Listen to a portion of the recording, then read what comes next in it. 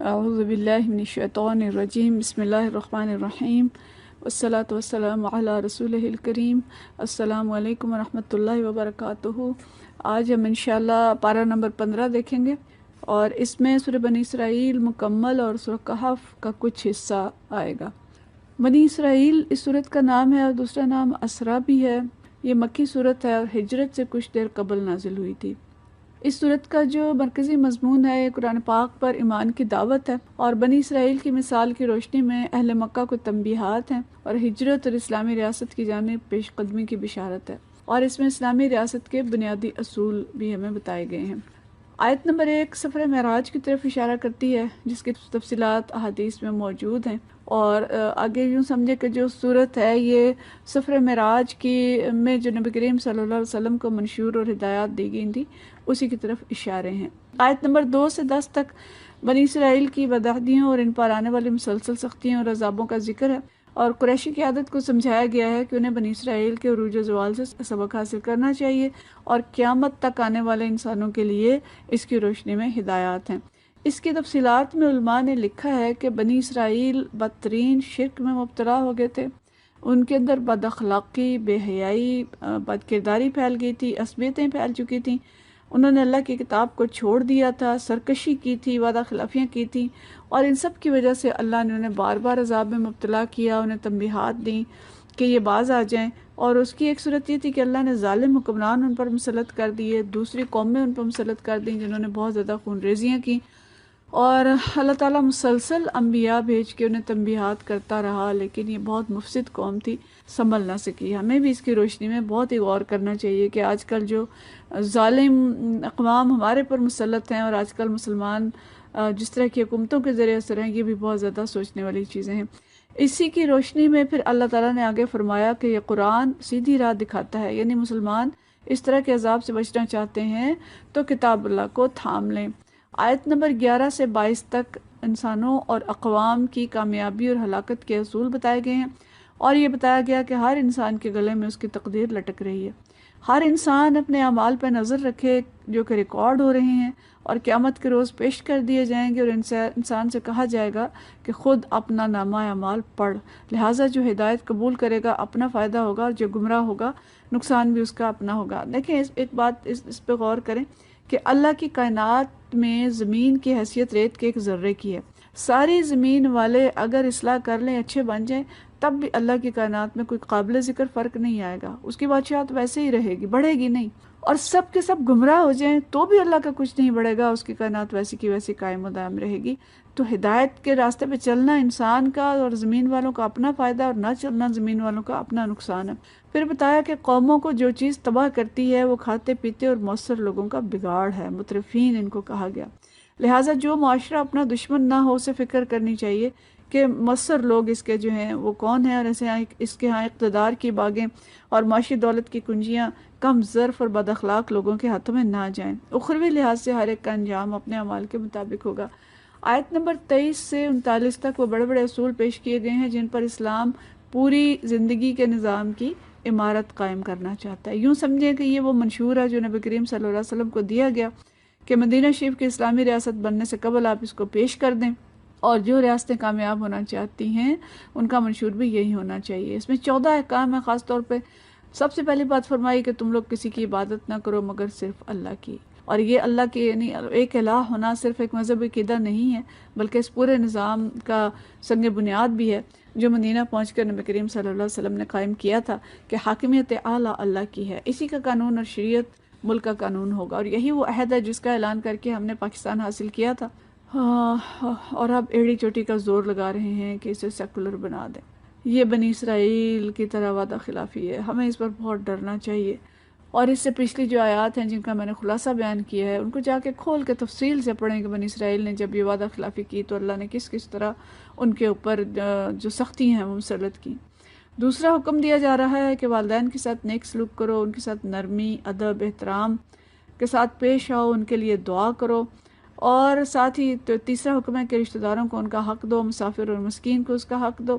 تو اللہ کے بعد سب سے مقدم حق والدین کا ہے۔ یہ اسلامی معاشرے کی ذہنی اور اخلاقی تربیت اور مسلمانوں کی زندگی کے آداب اور خاندان کو مضبوط کرنے کی طرف اشارہ ہے، اور اجتماعی زندگی میں صلہ رحمی، باہمی تعاون، ہمدردی اور حق شناسی اور وغیرہ جو ہیں ان اقدار کی طرف متوجہ کیا گیا ہے، ان کی آبیاری کی جائے، جیسے کہ بعد میں مدینہ شریف میں اسلامی ماحول اور معاشرہ بنا اور ان ساری چیزوں کی پابندی کی گئی۔ پھر کہا گیا فضول خرچی نہ کرو، فضول خرچ لوگ شیطان کے بھائی ہیں اور شیطان اپنے رب کا ناشکرا ہے۔ اسی طرح دفعہ نمبر 6 میں جو کہا گیا کہ کنجوسی نہ کرو، نہ اسراف کرو، اعتدال کا راستہ اختیار کرو، اور درمیان میں کہا کہ مستحقین کی مدد اگر نہیں کر سکتے ہو تو ان کے ساتھ رویہ نرم رکھو۔ یہ تینوں دفعات مل کے اعتدال سکھاتی ہیں کہ خرچ ایسا ہو جس میں نہ بخل ہو اور نہ فضول خرچی ہو، عیاشی، فخر و ریا کے لیے خرچ کرنا، بیجا خرچ کرنا یہ شیطان کے بھائیوں کے کام ہیں، اور اسلامی معاشرے میں پھر بعد میں اس کے لیے قانون سازی کی گئی۔ 7واں حکم دیا گیا کہ اپنی اولاد کو مفلسی کے ڈر سے قتل نہ کرو، ہم انہیں بھی رزق دیں گے اور تمہیں بھی۔ یہ آیت ان معاشی بنیادوں کو ڈھا دیتی ہے جن کے اندازے کر کے فیملی پلاننگ کی تحریکیں چلائی جاتی ہیں۔ اشتہارات دیکھیں تو کہتے ہیں نا کہ جی گندم اتنی پیدا ہوتی ہے، آبادی اتنی ہو گئی ہے، اب زیادہ ہوگی تو کہاں سے کھائے گی، جو توانائی کے ذرائع ہیں، کوئلہ اتنا ہے تو بجلی اتنی ہے، ذرائع معاش اتنے ہیں، تو انسان کے اندازے ہمیشہ غلط ثابت ہوتے رہے ہیں اور وسائل زندگی اللہ نئے سے نئے دیتا رہا، پیدا ہوتے رہے۔ تو منشور اسلامی کی یہ دفعہ انسان کو ہدایت کرتی ہے کہ وہ کھانے والوں کو گھٹانے کی تخریبی کوشش کرنے کی بجائے ان تعمیری کوششوں کو بڑھائے جن میں اللہ کے بتائے ہوئے قانون کے مطابق رزق میں افزائش ہوا کرتی ہے۔ یعنی ایک شخص اگر آتا ہے دنیا میں تو ایک منہ اور 2 ہاتھ لے کے آتا ہے، تو اس کے ان 2 ہاتھوں پہ توجہ دی جائے اور ان ذرائع کو بڑھایا جائے جس کے ذریعے چیزیں جو ہیں ان میں افزائش ہو، بجائے اس کے کہ ایک منہ کم کریں۔ پھر کہا زنا کے قریب نہ پھٹکو، وہ بہت برا فعل ہے اور بڑا ہی برا راستہ ہے، اس کے مخاطب افراد بھی ہیں اور معاشرے بھی اور حکومت بھی۔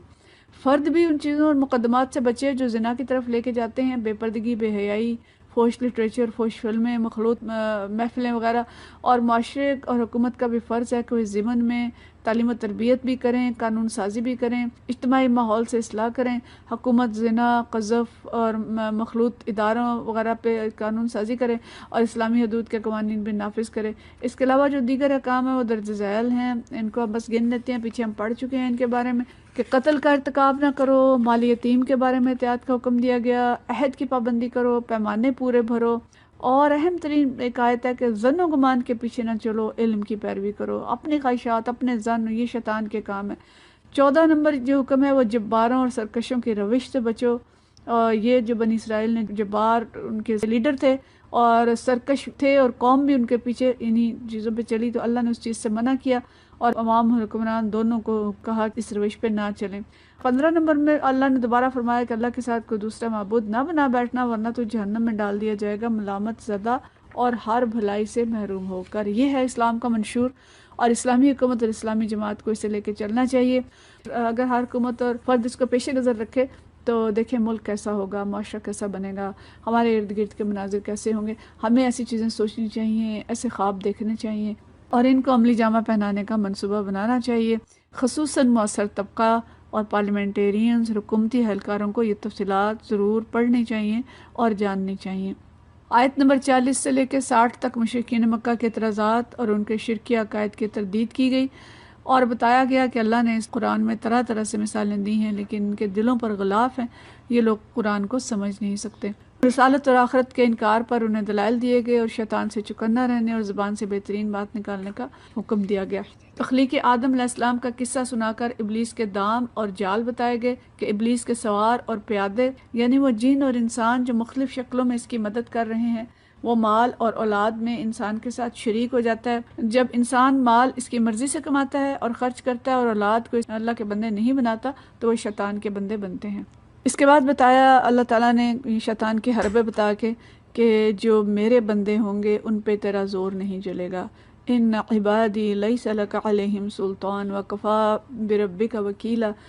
کہ اللہ پر توکل کریں تو شیطان کچھ نہیں بگاڑ سکتا۔ آیت نمبر 71 میں بتایا گیا کہ روز قیامت ہر انسانی گروہ کو اس کے پیشوا کے ساتھ بلایا جائے گا، اور دیکھیں کہ ہمارے پیشوا کون ہیں اور ہم کن کے پیچھے چلتے ہیں۔ آیت نمبر 72 سے 77 میں قریش مکہ کی ان چال بازیوں کا ذکر ہے جو نبی کریم صلی اللہ علیہ وسلم کے قدم اکھاڑنے کے لیے کر رہے تھے، اور انہیں کہا گیا کہ خود ان کے قدم اکھڑیں گے، اور یہ پیشگوئی 10 سال بعد پوری ہو گئی۔ مسلمانوں کو نماز، قرآن، تہجد اور تعلق باللہ کی ہدایت کی گئی، اس کے بعد آخری جو آیات ہیں اس میں فرمایا نبی کریم صلی اللہ علیہ وسلم کو بشارت دینے والا اور ڈرانے والا بنا کر بھیجا گیا ہے، اور مشرکین کو غیرت دلائی گئی کہ اہل علم اللہ کی آیات کو سن کر روتے ہوئے سجدے میں گر جاتے ہیں، اور نماز اور قرآن کو درمیانی آواز میں پڑھنے کی ہدایت کی گئی، اور اللہ کا شکر ادا کرنے اور اس کی بڑائی اور کبریائی کا اظہار کرنے کی ہدایت کی گئی۔ تو یہاں سورہ بنی اسرائیل ختم ہوتی ہے۔ سورہ بنی اسرائیل کی روشنی میں ہمارے لیے جو عمل کے احکام بنتے ہیں، اس میں سب سے پہلی بات یہ ہے کہ بنی اسرائیل جیسی وعدہ خلافی نہیں کرنی، پاکستان کو اسلامی پاکستان بنانا ہے،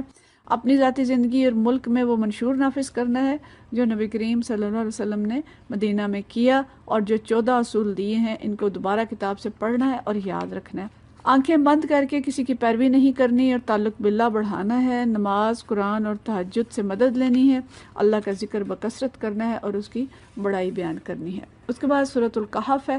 یہ بہت فضیلت والی سورت ہے، کہف غار کو کہتے ہیں، اور اس سورت کے بارے میں بہت سی حدیث ہیں کہ جو جمعہ والے دن اس کو پڑھے گا وہ فتنہ دجال سے محفوظ رہے گا۔ تو اس سورت میں مشرکین مکہ کے 3 سوالوں کے جوابات ہیں کہ اصحاب کہف کون تھے،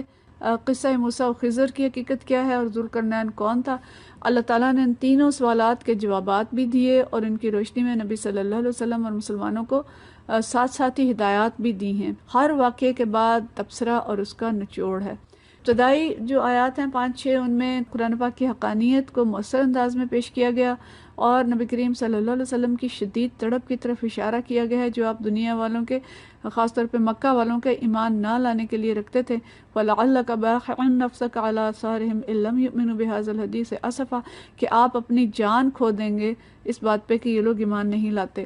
اور دنیا کی زندگی اور اس کی زینت کو عارضی اور اس کے بے ثباتی کی طرف اشارہ کیا،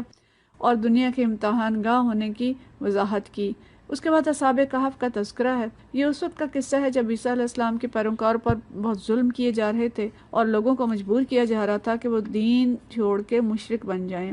ان نوجوانوں کو اللہ تعالیٰ نے اس وقت استقامت دی، اور انہوں نے عہد کیا کہ ہم دین نہیں چھوڑیں گے، اور دین بچانے کے لیے انہوں نے بستی چھوڑ دی اور ایک غار میں پناہ لی۔